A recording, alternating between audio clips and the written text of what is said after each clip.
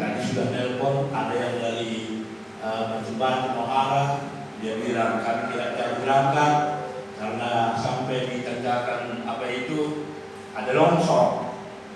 Jadi baru datang beko untuk mengeluh, mungkin sore baru selesai, besok aja kami datang ibadah.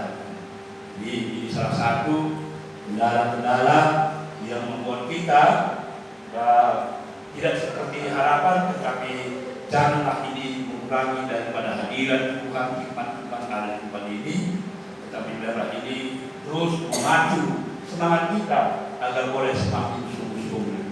Sebelum saya masuk ke bahan tema yang sudah saya sampaikan, saya mau ada sampaikan satu buah cerita yang katanya begini. Ini khusus nanti boleh didengar sungguh. Membuat pilihan itu mudah, tapi tetap setia dan bertahan pada apa yang dipilih tidaklah mudah. Jatuh cinta juga mudah. Dalam pandangan pertama, dua orang bisa langsung jatuh cinta. Baik dalam kekeh, tapi dari pandangan pertama kami itu sebenarnya kami pandang manusia kami. Tetapi membangun cinta tidak semudah jatuh cinta. Hanya butuh waktu yang singkat untuk membuat pilihan dan jatuh cinta, tetapi butuh waktu bertahun-tahun bahkan seumur hidup untuk setia pada pilihan. Dan cinta, untuk jatuh cinta yang dibutuhkan adalah rasa.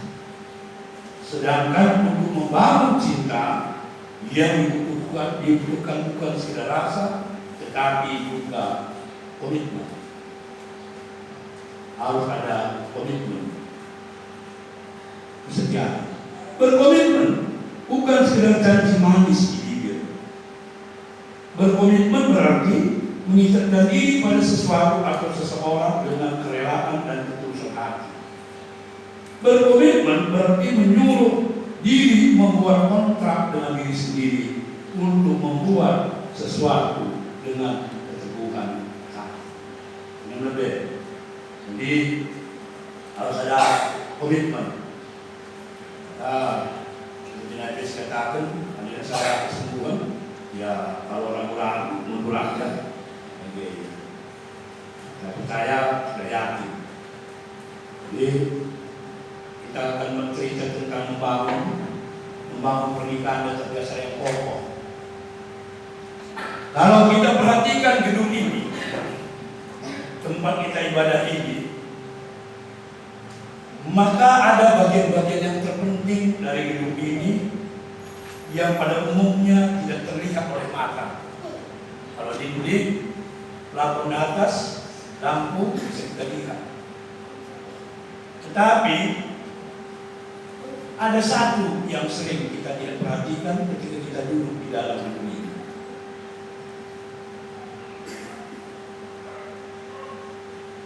Merancang suatu bangunan ataupun seorang pembangun sebuah bangunan biasa disebut mungkin ahli bangunan atau arsitek, tentu memperhatikan dan memperhitungkan apa yang menjadi bagian yang tak terlihat oleh mata pada umumnya, yang tidak diperhatikan oleh banyak orang.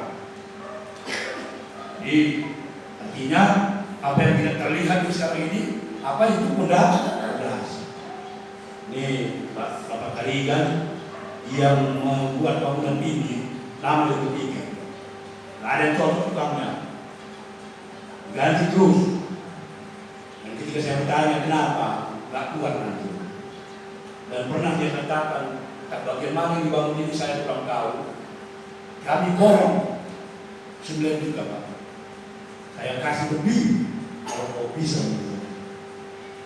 Itulah memperhitungkan sesuatu yang tak terlihat tadi.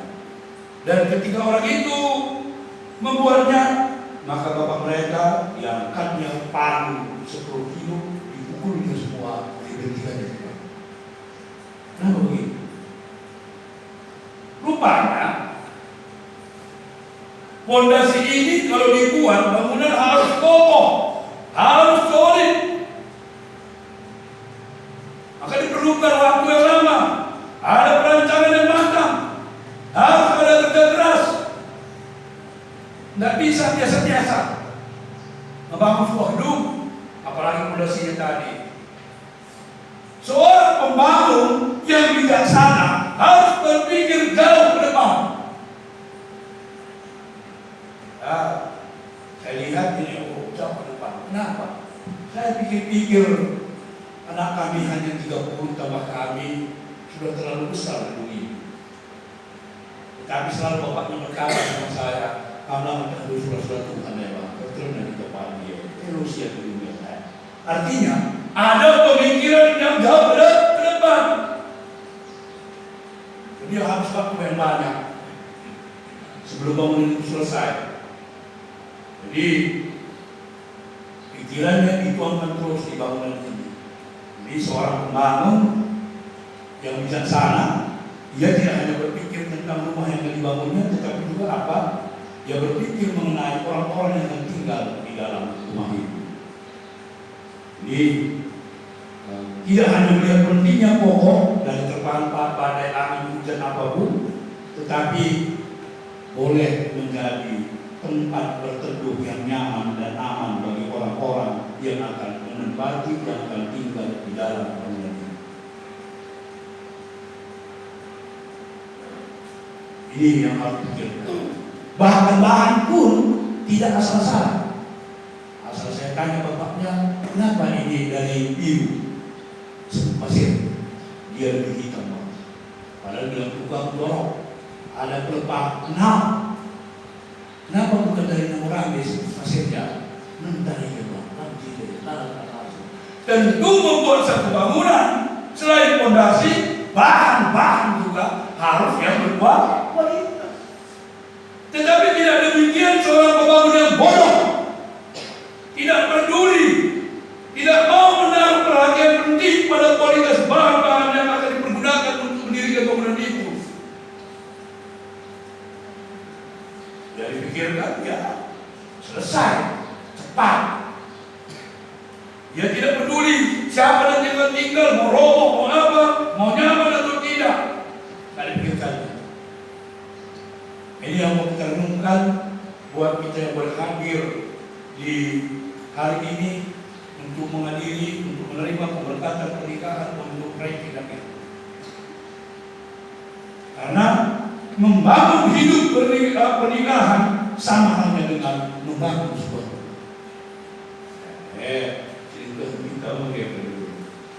kita lebih kayak fokus pernikahan. Faktor umur tidak menjamin, pendapatan yang bagus pun tidak menjamin. Jadi ada benar-benar kita pegang. Bagi teman kasih pernah PP tidak pasu-pasu, katakan kami tidak sampai di sini tugas gereja. Dan masalah itu dengan mundur. Kalau bisa bertahan ke sana anak perlu.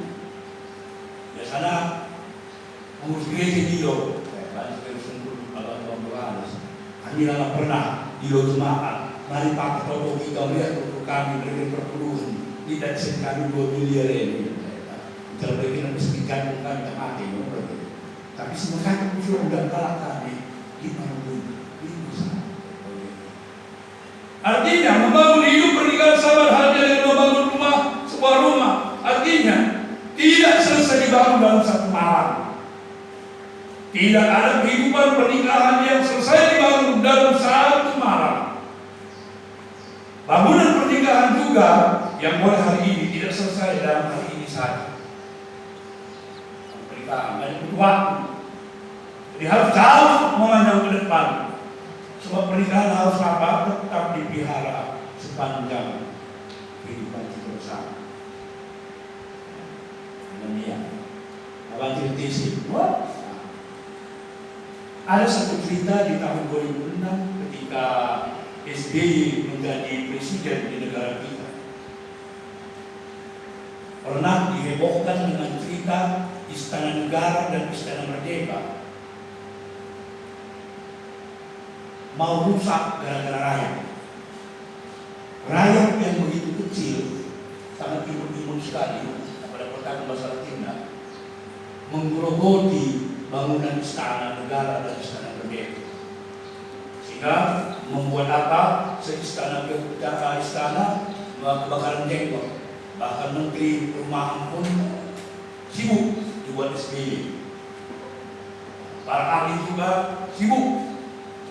Dan di Kazari, rayap ini sudah hampir 50% menyerang gedung di Jakarta. Dan sudah diperhitungkan pada saat itu kerugian sudah mencapai 230 miliar. Jumlah yang sangat besar hanya gara-gara hewan yang dikatakan rayap. Nah, di rumah pernah wisata semari di desa susun, ulang kalau rayap, tapi sejenis yang membuat itu bahaya. Itu bahayanya serangan rayap. Jadi, kenapa heboh? Kalau hancur istana negara atau istana merdeka, membahayakan SBY yang ada di dalam seorang presiden.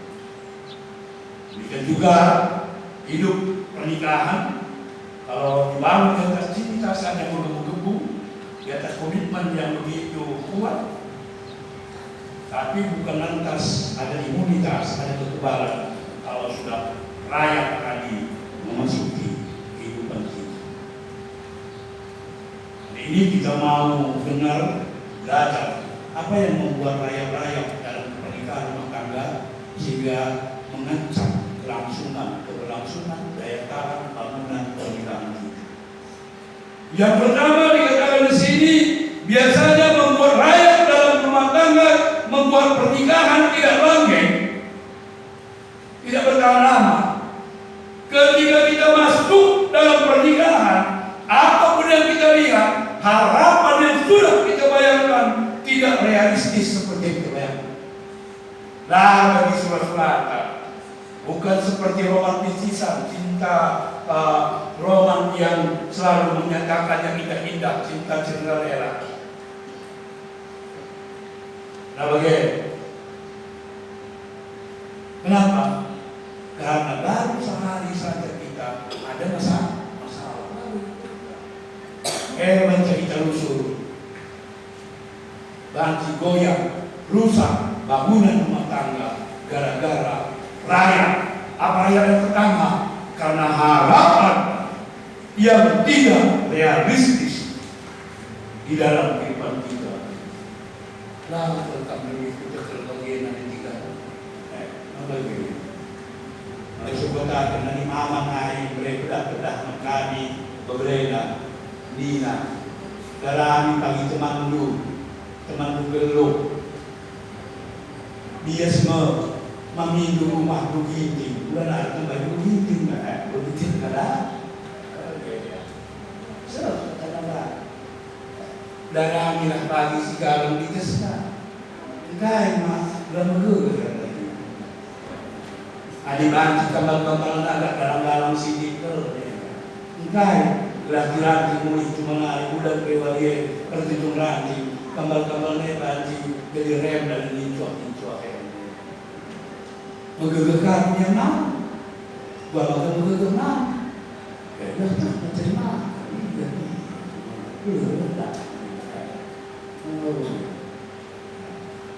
emang kan banci kalau 50 meter di Sidokna ada pasar mini rumah boleh listrik enggak itu hanya nak berwira dari ini bagaimana setelah kita jalani apa yang kita bayangkan hanya sederhana itu tidak seperti yang kita bayangkan. Ini membuat kita ada rayap di dalam kehidupan rumah tangga kita. Tidak selamanya rumah tangga itu yang melulu manis-manisan, yang baik-baik saja. Kadang juga ada kerikil, ada batu, bukan berisi bunga-bunga yang indah saja. Ikat bunga bangkai berduri, bukan bunga bangkai berdurika. Aku main-main yang kerikil, begini. Kita firman Tuhan bukan mandi di rumah dalam diri Di dalam itu gula mana lima gula mengkubir anjing krilan cedok ya kata oh ya arah tekannya nih bagi duit sadar rumah di kota galang di tiang mejem sanggup penuh sepuluh awal aku pak bagi rumah di Malaysia ya bakal kamu hadirin kita senang apa semacam ini sebenarnya nanti sekarang ada dosa. Aku labur di Medan. Berkali, rusuk sastra. Pasti yang anda harus keluar ke kuis. Pak kalau kemarin dalam bagian persoalan. Itu semacam dari aku labur di Medan. Kedua, setelah masuk ke dalam pernikahan, berkurangnya sikap saling mengerti. Salah sedikit saja berapa? Padahal masa melolong mereka tertingkah sedikit lecet kaki tempat batu, selasa tempat bumi. Mesti itu, bisa usaha. Kayak mengerti. Menjadi pasung berubah. Matanya kemana? Berbeda. Kalau mereka kita pasung mencegah di media. Lapang, mela dikasih seberangnya awaknya. Dampil ke sini kan. Kalau ini berpergi, orang melatih pakar mah, 5 kali seluar yang telepon anak ini. Jangan nih, lo bagaimana? Pak? Bukan mah, ada pertanyaan lo bagaimana? Sekarang ini masuk pasung ada telepon. Ini dokter orang telepon, cara dari telepon ini. Kenapa? Karena berkurangnya sikap saling mengerti yang berbeda. Toleransi menjadi rendah. Belakang. Bagaimana? Pengertian akan pasangan berubah drastis jatuh ke titik yang paling dalam. Karena hiburan. Saya kasih petelukan menjadi berkurang tekad untuk mempertahankan pernikahan. Menganggap pernikahan itu sesuatu yang sekali pakai bukan pernah ada bagian.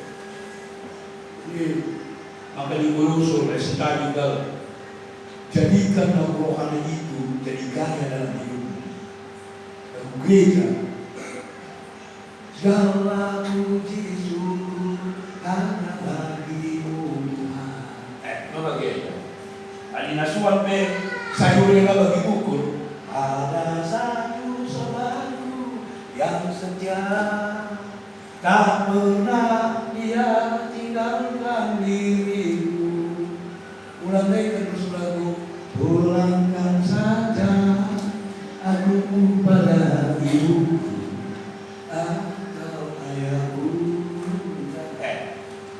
Dibantu seperti ini pagi anak sedikit Tuhan dikasih Tuhan udah ada satu sobatku bila sebentar dari ada kami sepakat dan kata ku sembah kau Tuhan ku mengangkat tanganku sebab pengalaman kami melayani lebih susah mendidik mengajarkan anak nakal kalau dari awal tidak dididik dan berkendali ada beda.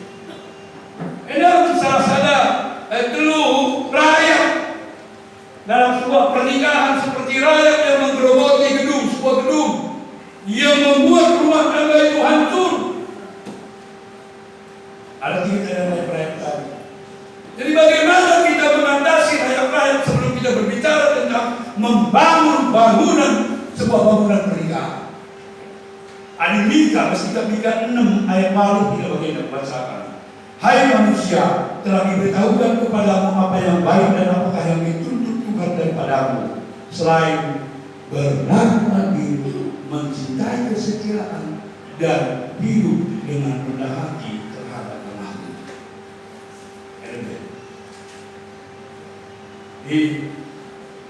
Adil artinya apa yang kita ingini dari pasangan kita lakukan kepada kita yang dia lakukan kepada kita, lakukan lebih dahulu.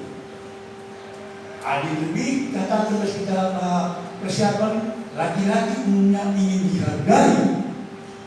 Kalau mau dihargai teman hidup kita, maka perempuan itu keinginannya apa? Dihormati dan disayang. Bagi cerita mereka, kenapa asik? Coba kurang apa mas? Kenapa beli sekali saya udah? Pak, oke. Dilakukan. Jadi hargai lebih dahulu teman kita. Oke. Jadi kali ini sudah komen. Jadi kalian si pendoa mencintai dengan kesenangan, mencintai kesetiaan, komitmen, teguh dalam janji.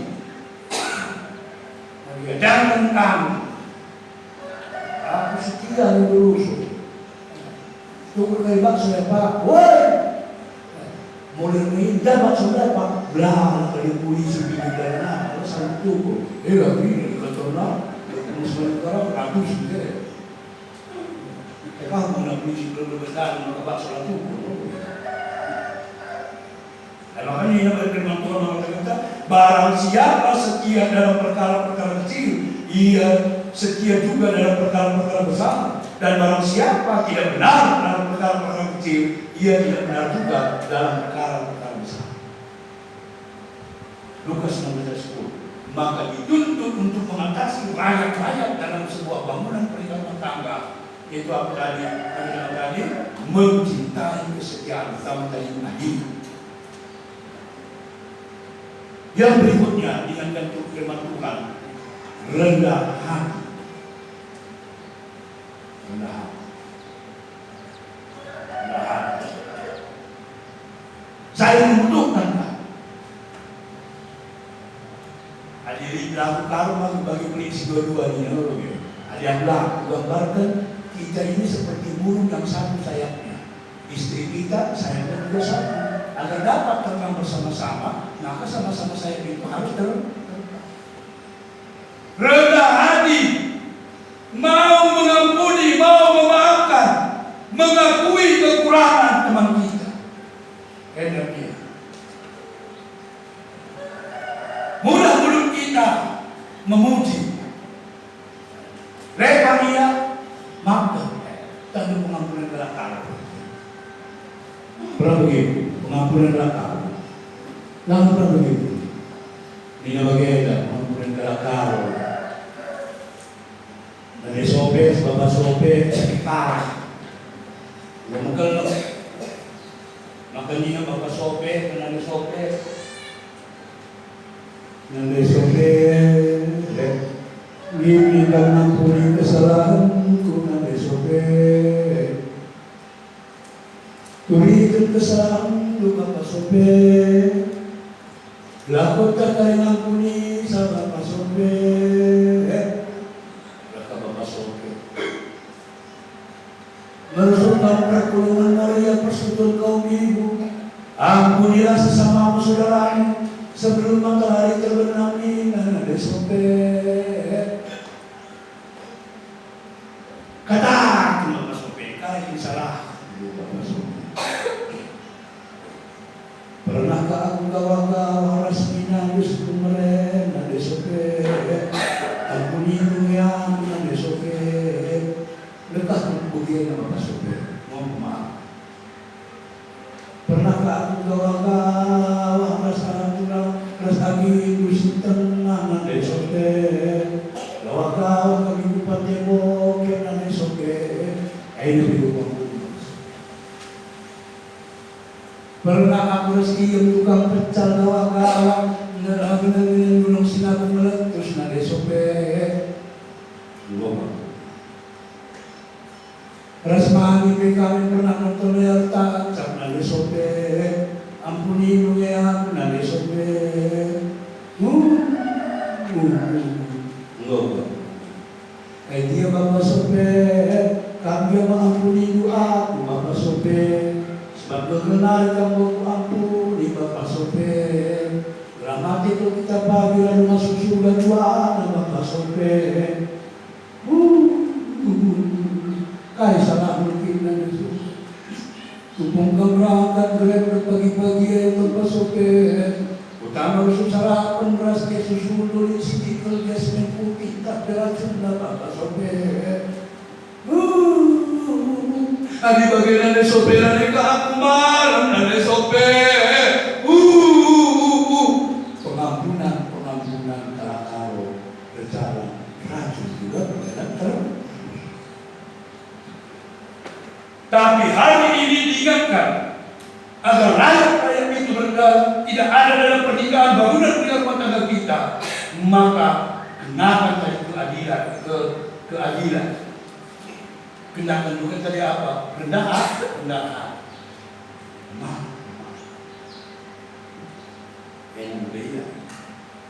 Maaf. Maka sama konseling kita berkata, maka anda supaya mereka memasuki perjamuan misi baru, mampuni masa lalu, maafkan masa lalu. Karena jelas firman Tuhan berkata, Bapamu di surga juga tidak akan memberkatimu kalau engkau belum mengaku. Kita terus bersama, erani gue, ini firman Tuhan sudah tulis deh. Demikian juga dalam membangun sebuah bangunan yang kita katakan bangunan itu identik dengan sebuah bangunan pernikahan. Maka setiap pasangan yang memasuki pernikahan yang dengan mengharapkan yang besar dengan mimpi-mimpi yang indah, maka pasangan itu juga harus menempatkan dan meletakkan dasar harapan dan impian itu pada dasar fondasi yang benar.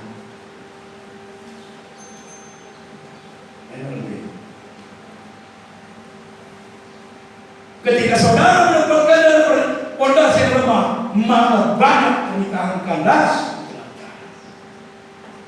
Maka dia katakan fokus bukan perjamuan. Melala orang tua yang lebih dulu dari kita, nanti bapak, aku kaya pengen anak gue mau kelongi, itu pagi temanku mentua. Salah konsepnya. Fokus kita mengasihi teman hidup. Maka dia kuat ingin pagi dong pasuk-pasuk nanti memulih ke bulan jahat. Menjadi anak ketumba. Maka dia anggap nanti itu pagi temanku, itu kurang bebenah. Memang ada minta. Dua kali koper juga. Apa? Lemah. Harus dipahami. Kalau keringan deh. Tiap kali dari nol mesti buat kita. Ulang lagi. Haleluya. Baru dipegang. Harus kita pegang. Karena apa? Ketika dasar fokus pernikahan itu tetap dipertahankan, maka kita dapat bertanggung jawab. Ibu bapak dapat bertanggung jawab akan pertumbuhan anak.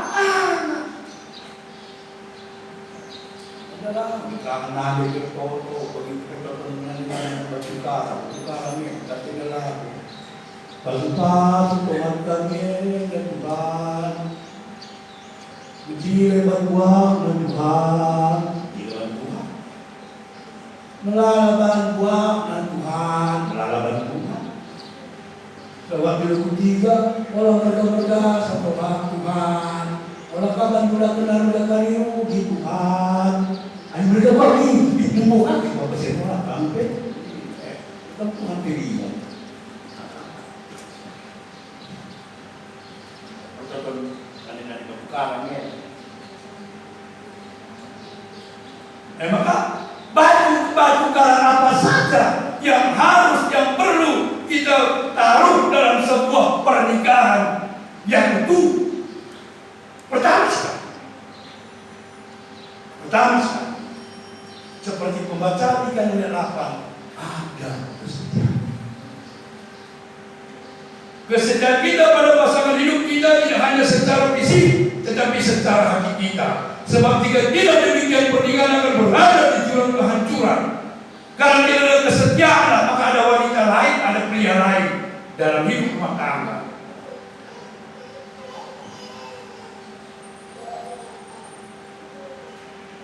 Sehingga apa pernikahan yang dibentuk Tuhan kita tadi jadi gagal. Yang kedua, harus saling percaya, trust. Ini bahasa kata-katanya. Sikap saling percaya merupakan hal penting bagi sebuah pernikahan yang kokoh. Kita mempercayai pasangan kita, jangan.